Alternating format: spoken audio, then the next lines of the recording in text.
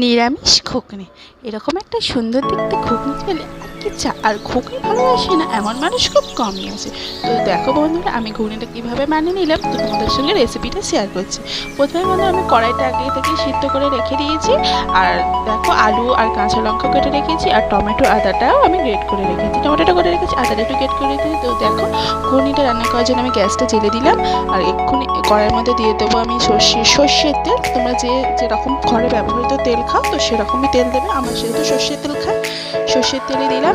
তো দেখো, এবার ওর মধ্যে আমি ফোড়ন দেবো, দুটো তেজপাতা, একটা শুকনো লঙ্কা, তিনটে এলাচ, লবঙ্গ আর দারচিনি, মানে গোটা গরম মশলা, 5 ফোড়ন আর তেজপাতা, শুকনো লঙ্কা।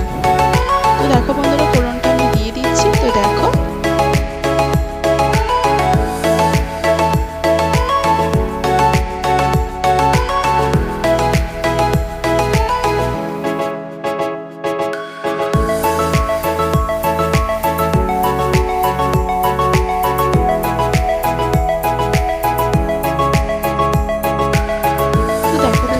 ফোড়নটা একটু ভাজা ভাজা হয়ে গেলে এর মধ্যে আমি আলুটা দিয়ে দিচ্ছি, কাঁচা লঙ্কাটা দিয়ে হালকাভাবে ভেজে নেবো নুন দিয়ে। তো বন্ধুরা দেখতে থাকো।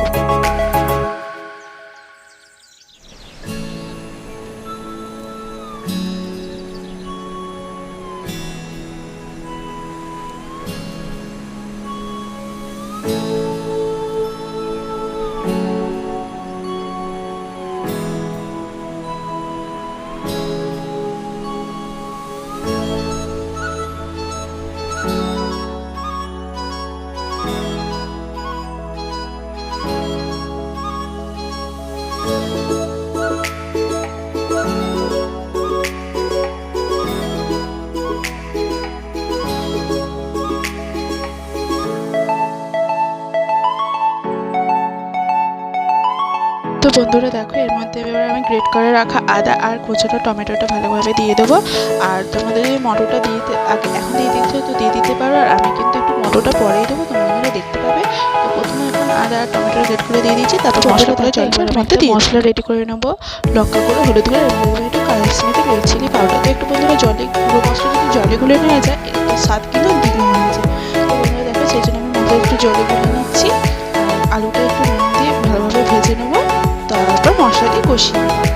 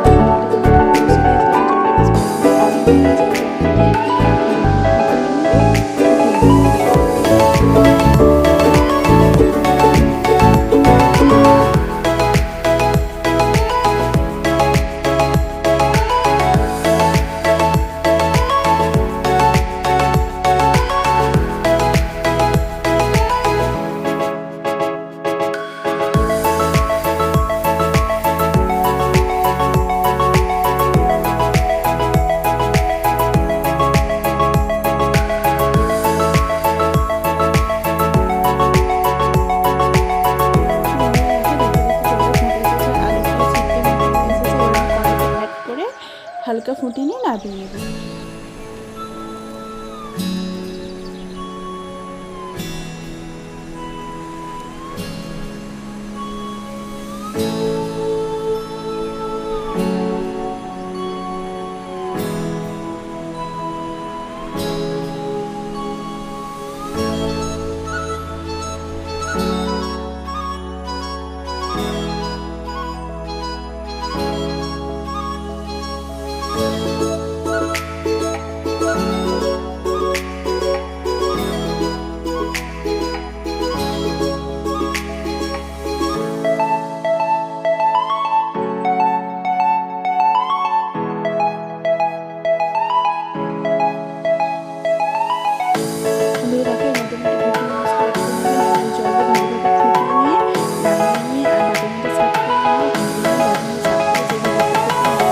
প্রথমেই দিয়ে দিচ্ছি, দেখেছো ভাতের মধ্যে আমি সার্ভ করেছি।